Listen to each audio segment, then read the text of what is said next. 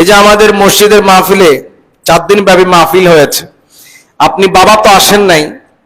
আপনি বাবা যদি সন্তানটাকে নিয়ে মসজিদে মাহফিল আসতেন, আপনারা এখন বলেন মাহফিল দিয়ে কি হবে? এই মাহফিল তো এটা কাউন্সিলিং সেন্টার। এই মাহফিলে একটা কাউন্সিলিং সেন্টার।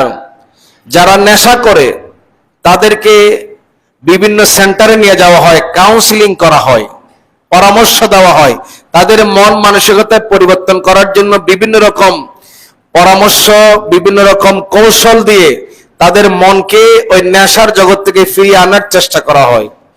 এই যে মাহফিল হচ্ছে, আল্লাহ এবং রসুলের কোরআন হাদিসের যে কথা হচ্ছে, সেই কথার ভিতরে আমাদের যে বিষয়ভিত্তিক আলোচনা হচ্ছে, আপনার শিশুকে, সন্তানকে আপনি একজন ইসলামিক স্কলারের সে কাউন্সিলিং পরামর্শমূলক কথাগুলো যদি আপনার সন্তানের কানে আপনি পৌঁছাইতে পারেন, হতে পারে হেদায়েত যদি অন্তরে থাকে, কপালে যদি হেদায়েত থাকে, একটা কথা দিয়ে আপনার সন্তানের জীবন পরিবর্তন হতে পারে। কথা কি ঠিক? তো আমরা তো গুরুত্ব দেই না। আপনি বলি যে মাহফিল দিয়ে আসলে কি হবে? কিছুই তো হচ্ছে না মাহফিল দিয়ে। মাহফিল যদি না হতো, এই জুমার আলোচনা যদি না হতো, তাহলে এই সমাজ আরো বেশি ধ্বংস হয়ে যেত। ঠিক কিনা বলেন?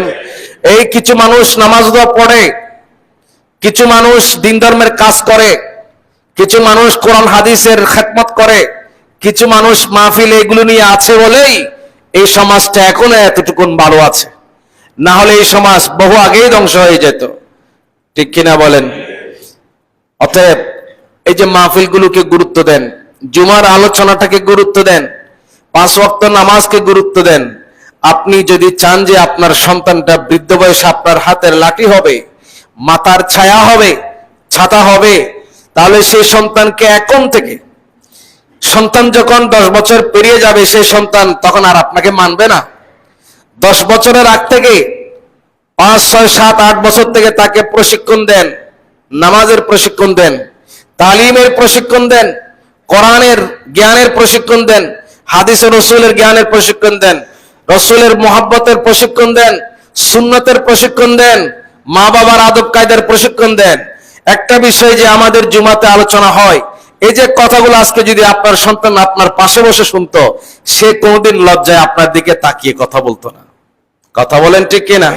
কিন্তু বাবা আপনি ডন করে চলে এসেছেন, সন্তান কোথায় খবর নেন নাই, এখনো সে পুকুরে গোসল করতেছে, রাস্তায় খেলতেছে, মাঠে এখনো বল দৌড়াচ্ছে, রাস্তাঘাটে গাড়ি দৌড়াচ্ছে। বাবা আপনি কিভাবে শান্তি পাবেন? আপনি নিজেই তো নিজের জীবনটাকে নষ্ট করেছেন। রাগ করতেছেন আপনারা? এগুলো যদি জুমার আলোচনায় না হয়, তাহলে হবেটা কোথায়? আমরা আমাদের এই সমাজ, পরিবার, সন্তান পরিবর্তন হোক, এটা আমরা চাই কিনা? অতএব আমরা এই কথাগুলো আমল করার চেষ্টা করবো। রাসূল করিম সাল্লাল্লাহু, কথা বলেন ঠিক কিনা?